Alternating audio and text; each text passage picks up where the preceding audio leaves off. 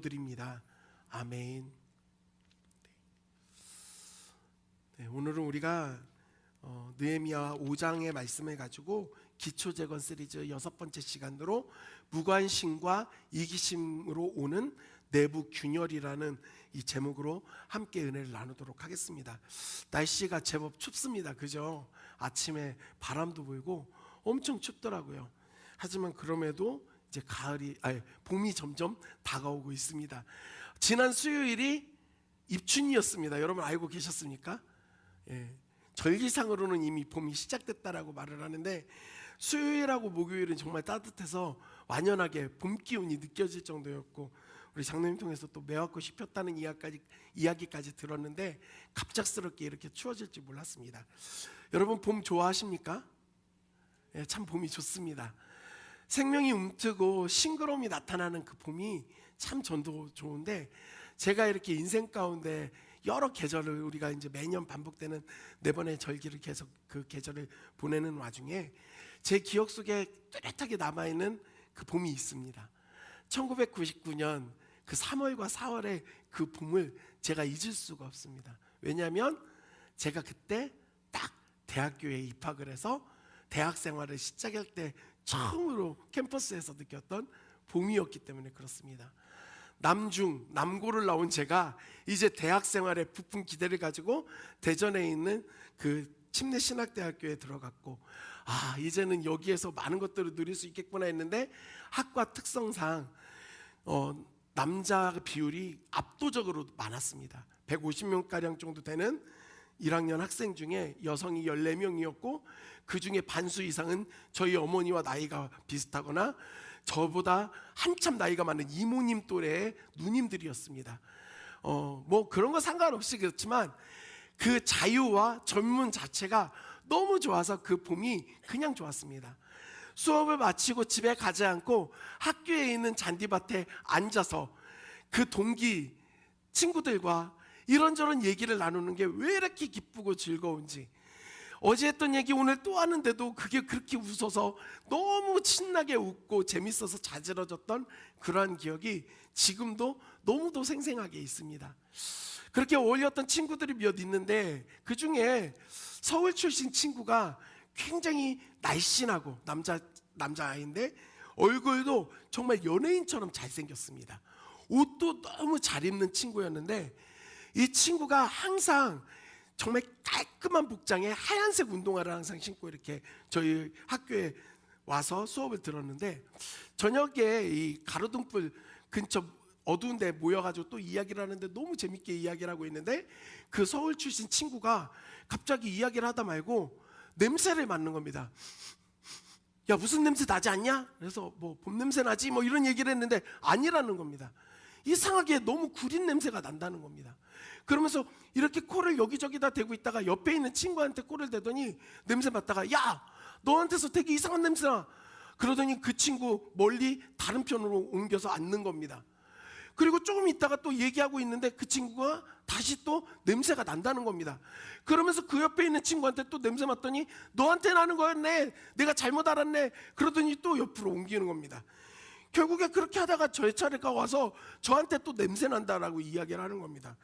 기가 막히기도 했고 어이가 없었기도 했지만 그런 거보다 하면서 있는데, 저희가 그러다가 이제 완전히 가로등 밑으로 너무 어두워져서 옮겼는데, 이렇게 유심히 보니까 그 친구가 신는 신발, 지금도 너무 생생하게 기억이 납니다. 라코스테 하얀색 스니커즈 운동화, 그 하얀색 신발에 뭐가 잔뜩 묻어 있는 겁니다. 우리가 자세히 보니까 이 친구가 잔디밭으로 들어오다가 개똥을 밟은 겁니다. 그러니까 개똥을 밟았으니 이 개똥 냄새가 밑에서 계속 올라와서 구린 냄새가 난다라고 말을 했던 겁니다. 여러분, 제가 살면서 그 속담, 똥 묻은 개가 겨 묻은 개에 나무란다는 걸 실제로 경험할 줄 몰랐습니다. 제가 그냥 그 상황 자체가 근데 너무 웃기고 재밌어서 또 함께 모여있던 사람들이 다 뒤집어지게 웃었던 그런 기억이 너무 생생하게 있습니다. 자기에게 나는 냄새인데, 문제 자체가 자기에게 있는데도 깨닫질 못하고 주변 친구들에게 자꾸 전가를 시키고 거기에 이유가 있다라고 이야기를 하니 해결이 되지 않았던 겁니다. 그냥 되게 재미있게 들을 수 있는 해프닝 정도로 우리가 이렇게 생각할 수 있는 이야기인데, 우리의 인생 가운데도 이런 문제들이 있습니다.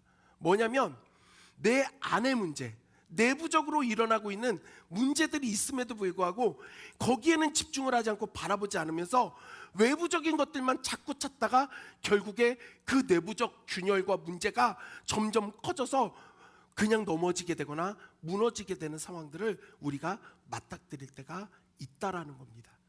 사랑하는 성도 여러분, 우리는 느헤미야 4장의 말씀 안에서 이 느헤미야와 유다의 백성들이 성벽을 중수하고 성문을 다는 과정 안에 산발락과 도비아와 아라비아 사람들과 아스롯 사람들이 계속해서 쉴 새 없이 공격을 함을 통하여 큰 고난이 있었고, 그럼에도 불구하고 그들이 그 마음이 무너진 것이 아니라 한 손에는 무기를 들고 한 손으로는 열심히 일을 하면서 서로 지치지 않고 격려하며 일을 해서 그 성이 다시금 중수되어지고 성문이 달렸던 사건들을 들었습니다.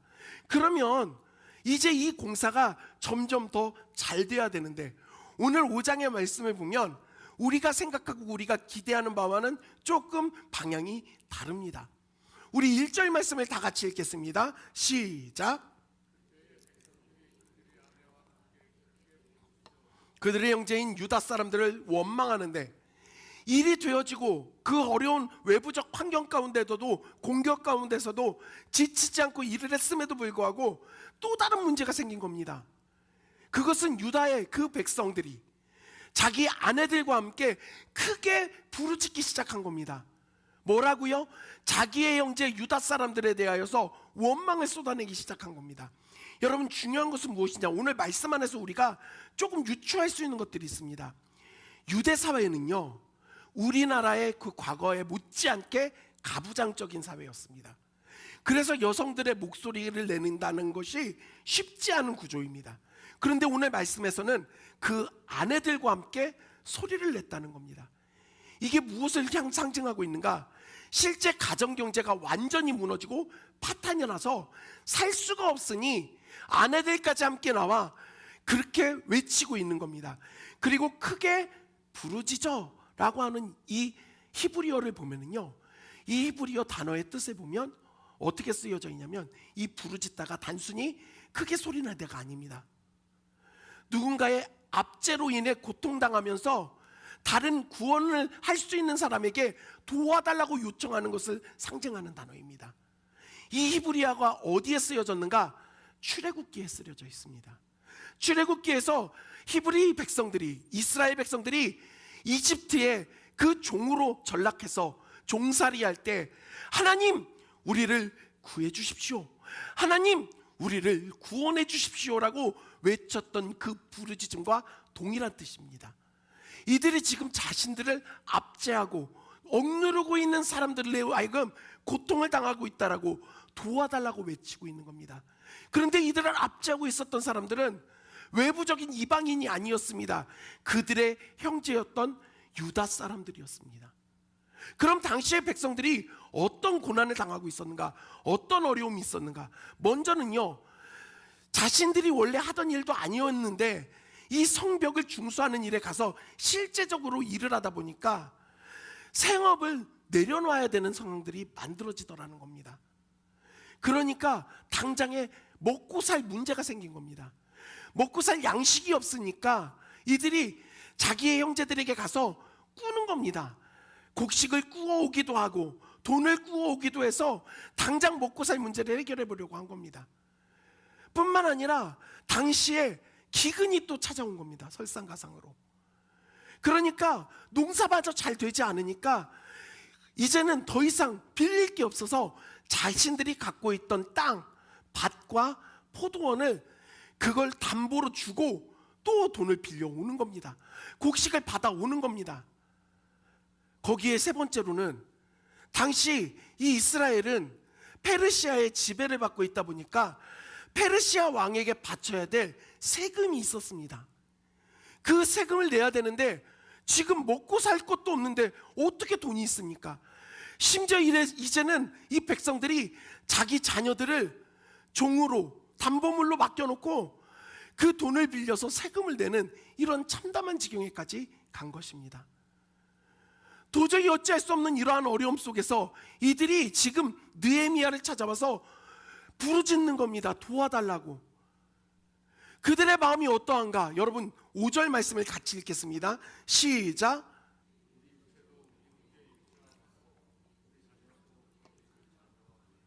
이제 우리 자녀를 종으로 파는도다. 우리 딸 중에 벌써 종된 자가 있고 우리의 밭과 포도원이 이미 남의 것이 되었으나 우리에게는 아무런 힘이 없도다. 사랑하는 성도 여러분, 이 백성들의 마음이 무너진 이유는 열심히 안 사는 게 아닙니다. 정말 최선을 다해 열심히 산 겁니다. 노력하고 또 노력하고 안 되는 상황 가운데 빚을 내서라도 어떻게 해보겠노라고 그렇게 빚을 내는데 점점 그 빚은 늘어나고 점점 생활의 어려움은 가중되어지고 심지어는 형제와 형제로 우리가 동급인데 내 자녀나 저 사람의 자녀나 마찬가지인데 이제 내 자녀들이 종으로 팔려가게 생겼다. 심지어 우리 중에 어떤 딸들은 벌써 종으로 팔려갔다. 하나님이 우리 가정 가운데 우리 종족 가운데 주셨던 그 기업으로 주셨던 밭과 포도원도 이미 다 남의 것이 돼버렸다. 그러면서 이들은 뭐라고 말합니까? 하지만 우리는 아무런 힘이 없다. 우리가 할 수 있는 것이 아무것도 없다라고 말하고 있는 겁니다.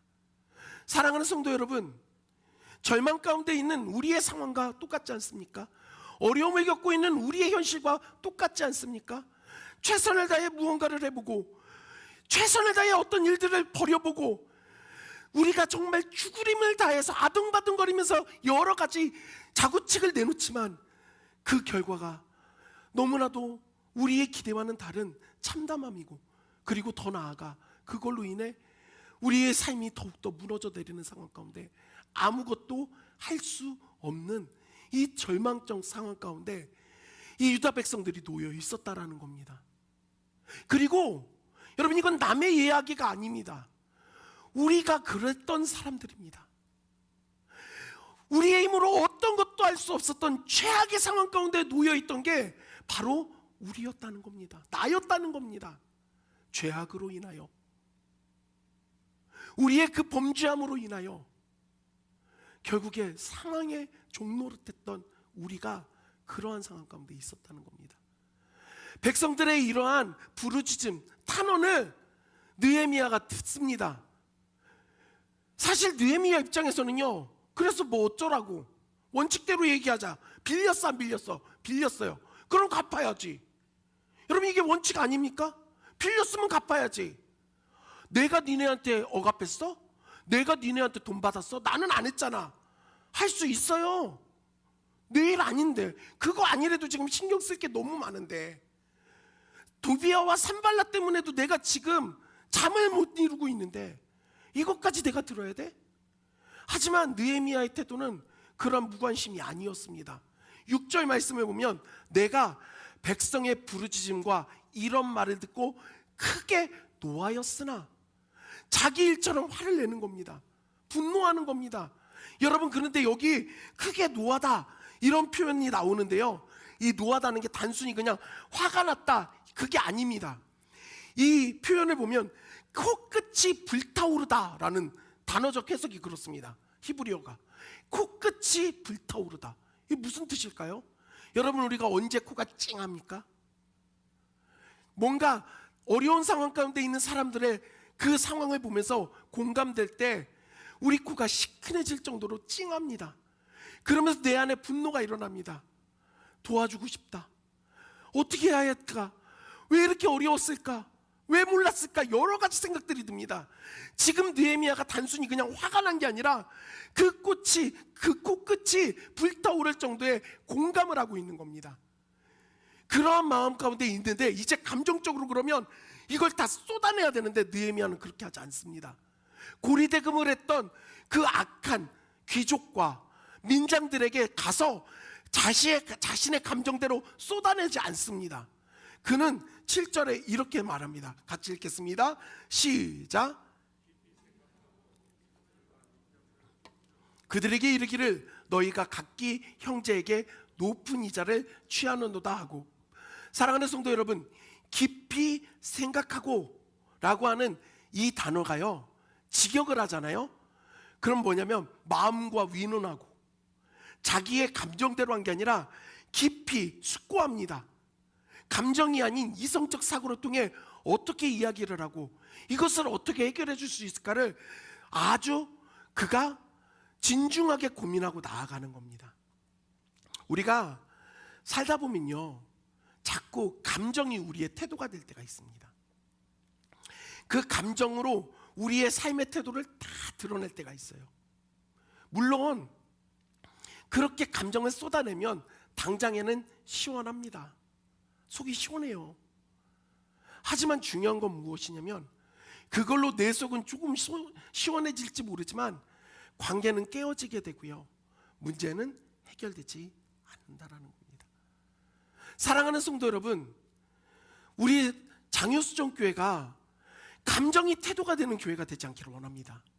어려움이 있고 진짜 화가 나는 일들이 있고 납득되지 않는 일들이 있다 할지라도 내 감정대로 쏟아내는 게 아니라 조금 더 이성적으로 생각하고 조금 더 고민하면서 이것을 어떻게 잘 풀어갈 수 있을까를 지혜를 구하고 그 하나님이 주시는 지혜대로 나아가는 교회가 되기를 주님의 이름으로 간절히 소원합니다.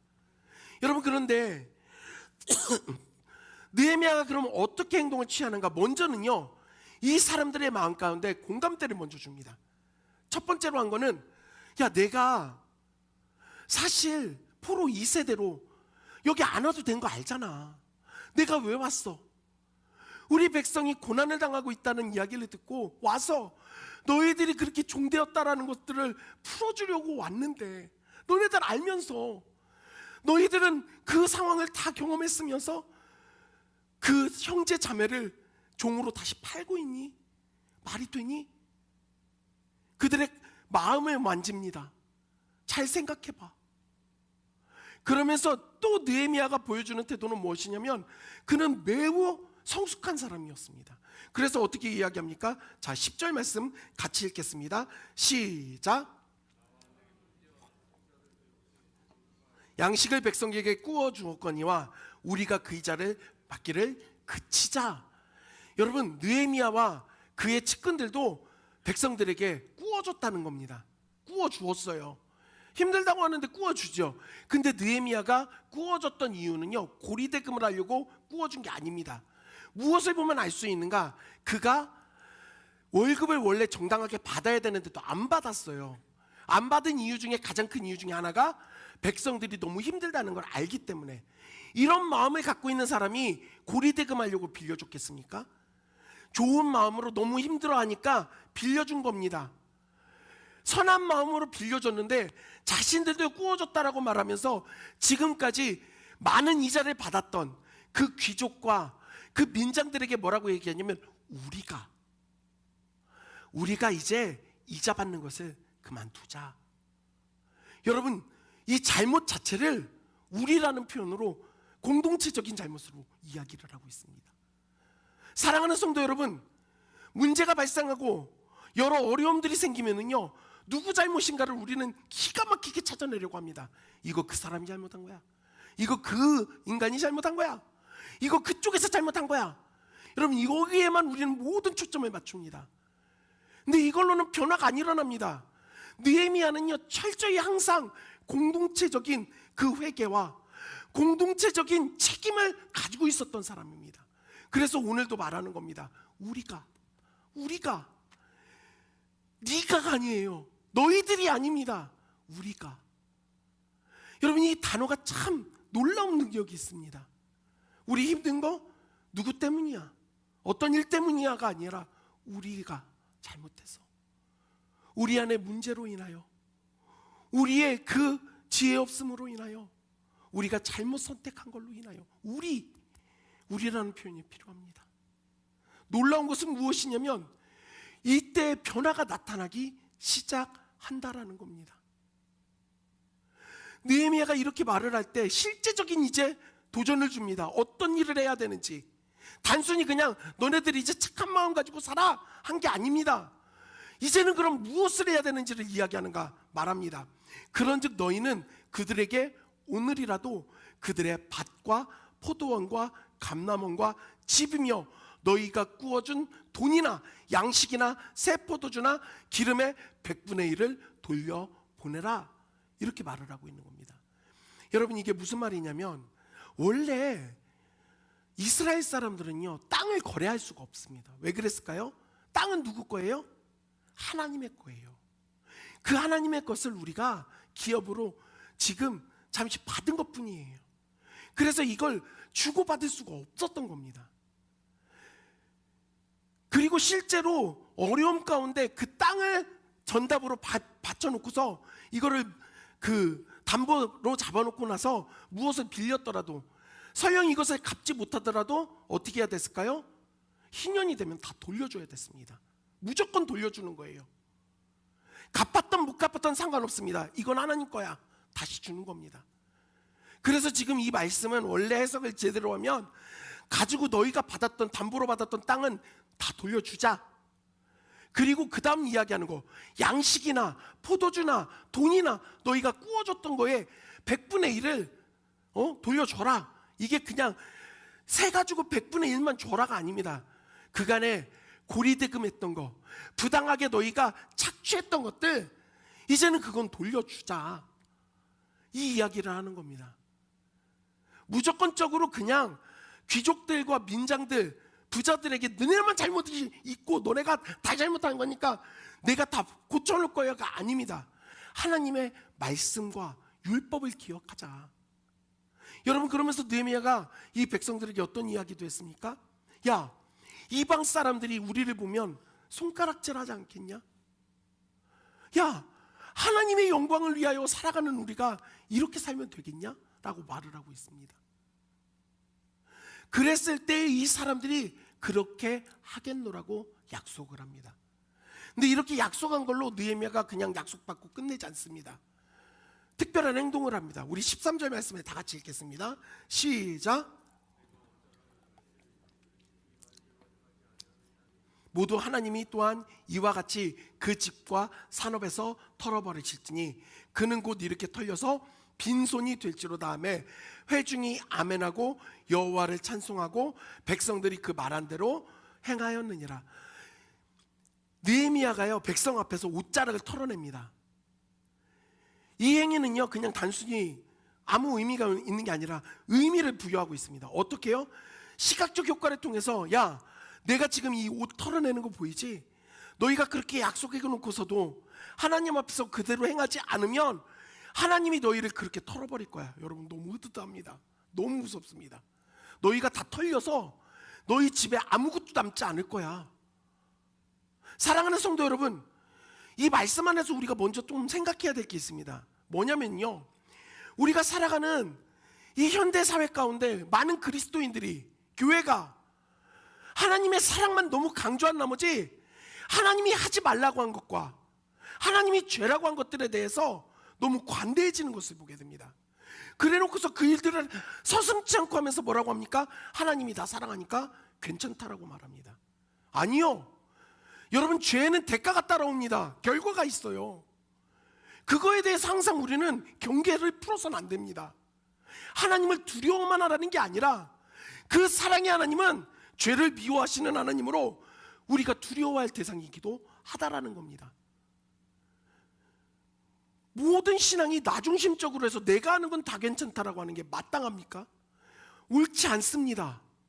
하나님이 하지 말라고 한 것들에 대해서 우리는 항상 기억하고 경계하면서 그 죄악에서는 돌이켜야 합니다. 그리고 또 백성들이 어떻게 합니까? 느헤미야가 그 일을 했을 때 아멘! 여러분, 아멘 뜻이 뭡니까? 그렇게 되기를 원합니다. 외치고 하나님을 찬양합니다. 이게 무슨 행위입니까? 예배예요. 종교생활입니다. 그런데 중요한 건 무엇이냐? 그렇게 하고 그들의 삶이 어떻게 바뀝니까?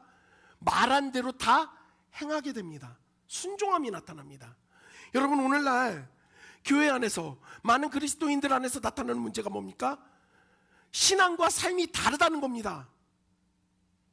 입으로는 사랑한다라고 말하고 여기 와서는 눈물을 흘리며 사랑합니다 주님, 이웃을 사랑하겠습니다 하고서 밖에 나가서는 언제 그랬냐는 듯이 전혀 말씀과 상관없는 것처럼 살아갑니다.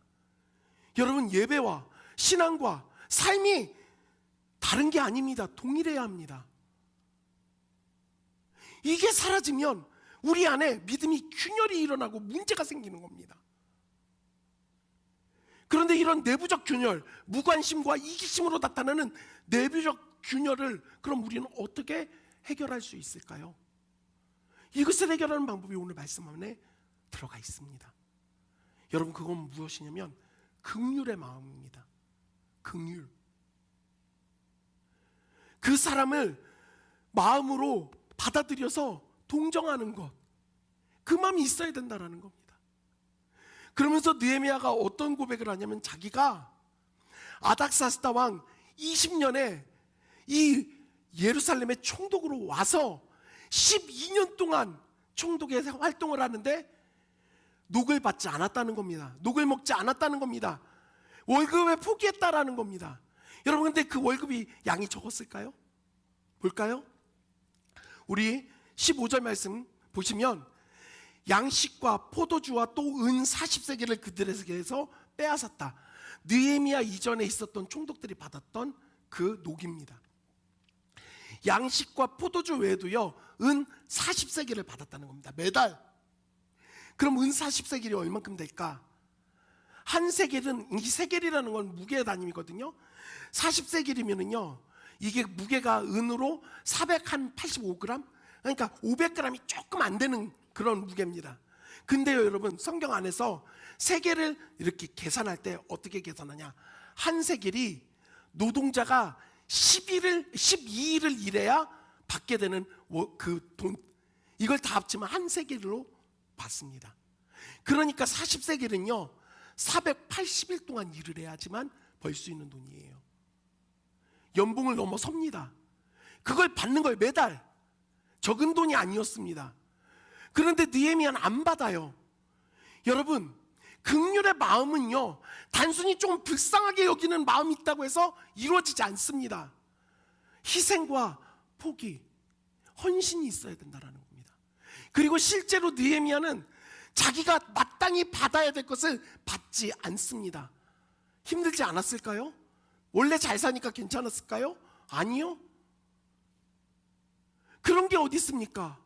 느헤미야도 똑같이 먹고 사는 사람이고 자기의 삶이 있는데, 거기에 느헤미야는요 총독이라고 해서 높은 자리에 그냥 있지 않습니다. 그는 어떻게 하는가? 실제로 도리어 이 성벽 공사에 힘을 다하여 땅을 사지 아니하고 또한 내 모든 종자들도 모여서 일을 하였으며, 그 성벽 쌓는 일을 가서 같이 하는 겁니다. 왕의 술관원으로 고위직에 있던 사람이 막노동 현장에 가서 그 일을 하고 있는 겁니다. 그리고 부당하게 이익을 취하지 않습니다. 만약에 느헤미야가 자기가 받아야 될 그 녹 다 받고 적당히 또 착취하면서 살았다면 어떤 기적이 일어났겠습니까? 아무 일도 일어나지 않는 거예요. 그가 포기하는 것들이 생긴 겁니다. 사랑하는 성도 여러분, 요즘에 이 시대를 살아가면서 목회자로서 참 여러 가지 책임감과 답답함이 있습니다. 젊은 시절부터 존경했던 목사님이 아들 개척 자금으로 40억을 요구하는 이러한 상황을 보면서 마음이 무너집니다. 내가 여태까지 믿었던 게 뭘까? 내가 추구했던 게 뭘까? 대형교회 목사님이 공항에 들어설 때 여러 명의 사람들이 수행한답시고 사람들 제지하고 못 들어오게 하고 막고하는 모습이 얼마 전 또 뉴스에 나왔습니다. 목회자가 그런 일을 하는 사람들인가? 이게 뭐 하는 짓일까? 생각이 너무 많아집니다. 마음이 무너집니다. 이렇게 하니 성도들이 똑같이 보고 배우고 있습니다. 사랑하는 성도 여러분, 언제 예수님이 이 땅에 오셔서 수행원들에게 나한테 사람 못 오게 하라고 막으셨습니까? 여러분, 예수님 뭐라고 하십니까? 여우도 굴이 있고 너희들도 다 집 있는데 인자는 머리 둘 곳도 없다라고 말씀하신 게 예수님 아닙니까? 예수님의 가르침과 그 긍휼의 마음은 어디로 간지 사라져버리고 다들 어떻게 해서든지 내 것을 더 얻어내려고 만들어내려고 혈안이 돼서 살아갑니다. 그러니 아무런 능력이 나타나질 않습니다. 베풀질 않는 겁니다. 느헤미야는요, 적당히 그냥 내가 받아야 될 거 안 받고 포기한 걸로 끝난 게 아닙니다. 여러분, 베풀어요. 매일 나를 위하여. 이 나를 위하여라는 단어가 자기가 아닙니다.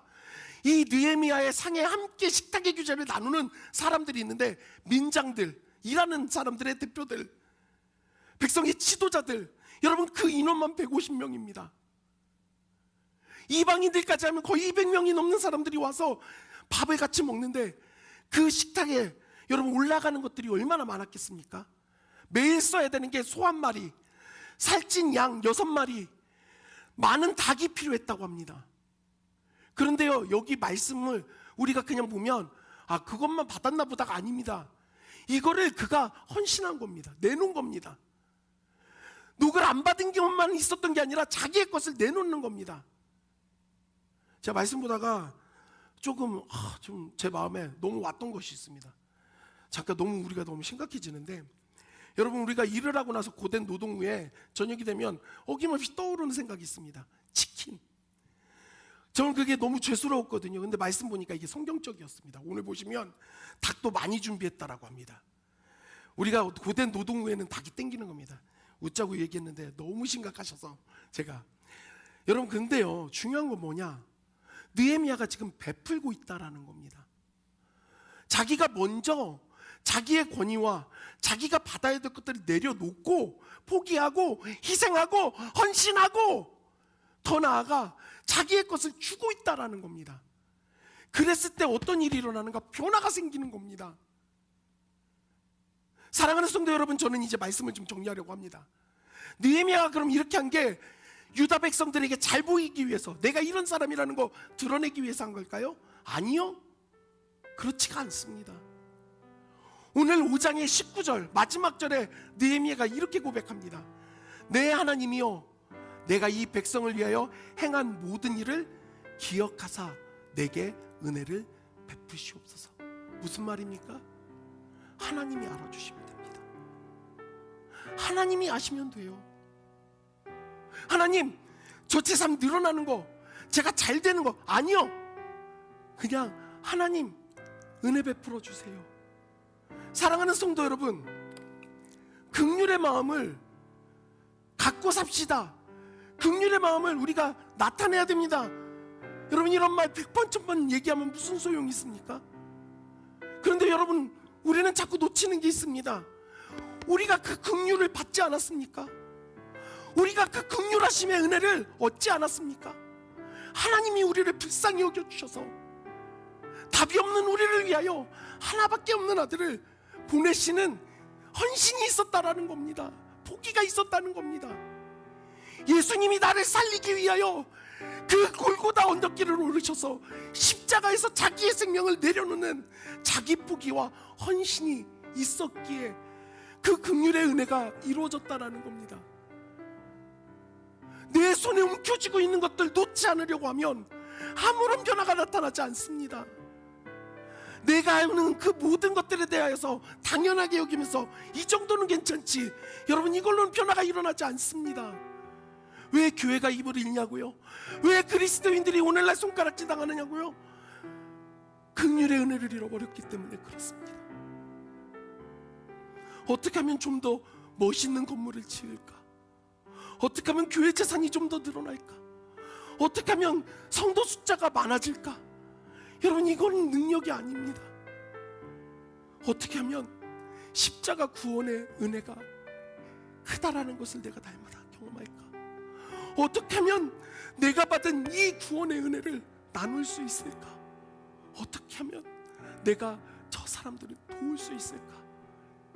여러분, 그 긍휼의 마음이 일어날 때 우리 안에 일어나고 있었던 무관심과 이기심으로 인한 내부의 균열이 해결되어지고 다시금 재건되어질 수 있다라는 겁니다. 오늘 주님은 저와 여러분에게 질문하십니다. 네 안에 있는, 네 가정 안에 있는, 너희 교회 안에 있는 그 내부적 균열이 무엇니? 그럼 넌 그걸 위해 어떤 긍휼의 마음을 품고 있니? 무엇을 하겠니? 여러분, 뭐라 대답하시겠습니까? 주님, 내려놓겠습니다. 포기하겠습니다. 제가 먼저 헌신하겠습니다. 주님 앞에 이렇게 고백할 수 있는 저와 여러분들이 되기를 주님의 이름으로 간절히 소원합니다. 우리 말씀을 붙잡고 이 시간에 함께